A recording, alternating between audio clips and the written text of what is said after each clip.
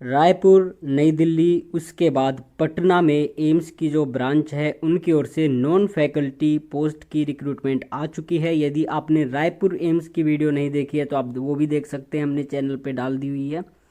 उसके बाद नई दिल्ली की कल ही डाली थी और आज आ चुकी है पटना की रिक्रूटमेंट। तो यहाँ पे ग्रुप ए, बी और सी नॉन फैकल्टी पोस्ट निकली हुई है, बहुत सारी पोस्ट है। आइए देखते हैं क्या आपका सिलेक्शन प्रोसेस है, क्या है एलिजिबिलिटी क्राइटेरिया और कौन कौन सी पोस्ट आपके काम की है। हालांकि आपको थंबनेल पर देखकर पता ही चल गया होगा। तो यहाँ पे बहुत सारी पोस्ट हैं, बहुत सारी पोस्ट हैं और जिनमें आपको मिलेगी सीनियर हिंदी ट्रांसलेटर की पोस्ट। अच्छी बात यह है कि जो सीनियर हिंदी ट्रांसलेटर होता है उसी की तरह की पोस्ट है, लेकिन ये सीनियर हिंदी ऑफिसर यहाँ पे लिखा हुआ है। लेकिन जो सैलरी आपकी होगी, सब कुछ आपका जो काम होगा उसी के लेवल का होगा। ग्रुप बी में आता है, एज लिमिट यहाँ पे कहते हैं नॉट एप्लीकेबल और केवल एक वैकेंसी है और जो सिलेक्शन प्रोसेस होगा वो होगा CBT यानी कि कंप्यूटर बेस्ड टेस्ट आपका होगा। तो एक ही टेस्ट होगा।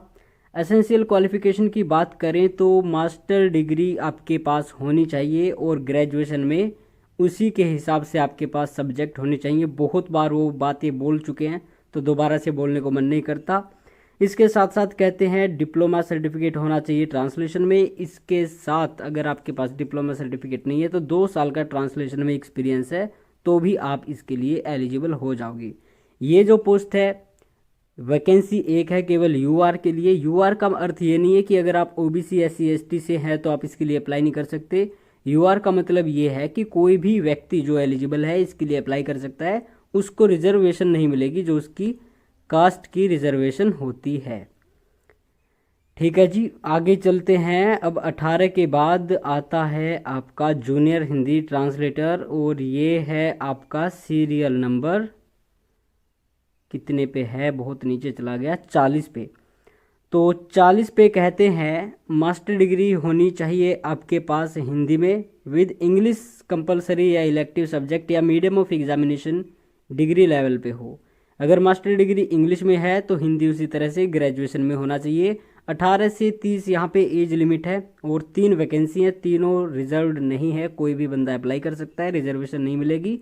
इसमें भी सिलेक्शन जो प्रोसेस आपका होने वाला है वो CBT होगा यानी कि कंप्यूटर बेस्ड टेस्ट होगा।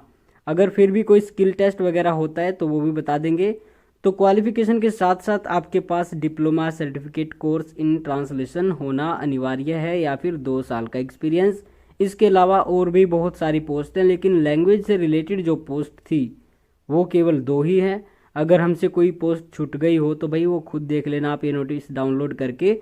और आपको इन पोस्ट की संख्या बताएं तो ये हैं भाई 83 पोस्ट, बहुत ही ज़्यादा पोस्ट हैं। अब जनरल इंस्ट्रक्शंस इन्होंने दिए हैं तो कहते हैं कि जो आपका जो आवेदन होगा ये ऑनलाइन होगा और एम्प्लॉयमेंट न्यूज़ में पब्लिश होने के 30 दिन बाद तक आप इसको अप्लाई कर सकते हैं। तो शायद पिछले वीक का जो एम्प्लॉयमेंट न्यूज़ था उसमें तो आया नहीं था, नेक्स्ट में आएगा और उसमें आएगा। उसके हिसाब से जिस दिन इम्प्लॉयमेंट न्यूज़ आता है वही दिन काउंट करके 30 दिन आप उसके हिसाब से कर लेना, वो इसकी लास्ट डेट हो जाएगी। और कहते हैं आपके पास जो क्वालिफिकेशन एक्सपीरियंस है और आपकी जो एज काउंट होगी वो भी लास्ट डेट के हिसाब से ही होगी, जो भी लास्ट डेट होती है। कहते हैं सक्सेस इन एग्जामिनेशन जो भी होगा CBT followed by skill test. अगर कोई स्किल टेस्ट होता है तो जहाँ पे है, लेकिन इन्होंने जूनियर हिंदी ट्रांसलेटर और सीनियर हिंदी ऑफिसर का कोई स्किल टेस्ट नहीं बताया है। आगे फिर से लास्ट डेट की बात करते हैं और किस तरह से आपको image, photo, sign, thumb impression upload करने हैं वो बता दिया है। अब फीस की बात करें तो फीस वही है जो नई दिल्ली में आई थी, 3000 रुपये जनरल OBC के लिए। EWS को कोटा मिल चुका है फीस में भी SC ST के बराबर का, तो इनके लिए 2400 रुपये है। और जो SC ST कैंडिडेट एग्ज़ाम देंगे उनके लिए फ्री यहाँ पे नहीं लिखा है, हालांकि उसमें लिखा हुआ था जो आपका नई दिल्ली का आया था, लेकिन यहाँ पे कोई ऐसी बात नहीं लिखी हुई है तो शायद नहीं मिलेगा। आगे फिर कहते हैं SC ST OBC को अपना रिलैक्सेशन देख लो किस हिसाब से मिलेगा, लेकिन आपकी कैटेगरी के लिए कोई पोस्ट नहीं है तो भाई क्या ही रिलैक्सेशन मिलेगा। लेकिन कई बार हो जाता है कि एंड में अगर आपकी किस्मत साथ दे तो अगर कोई OBC की वैकेंसी आती है, SC ST की वैकेंसी आती है तो आपको छूट मिलेगी। 5 साल की छूट यहाँ पे दी जा रही है रेगुलर सर्विस वालों को। एम्स में जो काम करते हैं वो देख लेना आप। सीरियल नंबर 11 पे क्या लिखा हुआ है। आगे फिर सीरियल नंबर 12 पे कहते हैं आपका सर्टिफिकेट जो है 1/4/2023 से 31/3/2024 के बीच का बना होना चाहिए। यानी कि अब आप बनवा लो कभी भी तो आप उसके लिए वैलिड हो जाओगे, ठीक है। पुराने वाला नहीं चलेगा। सेम EWS कैंडिडेट्स के लिए लागू होता है।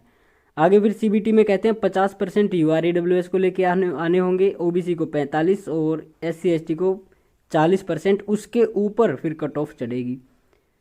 और UR जो PWBD है UR से है तो उसके लिए भाई 5% रिलैक्सेशन मिलती है, यानी कि उसके लिए भी 45 हो जाएगा।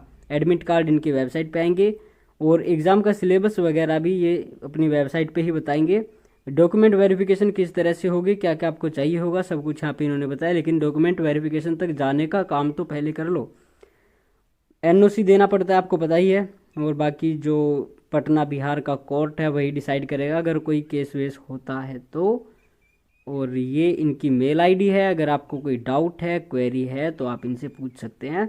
और यहाँ पे एंड में एनेक्सर 1 लगाया है, तो यहाँ पे इन्होंने कुछ और भी चीज़ें बताई हैं।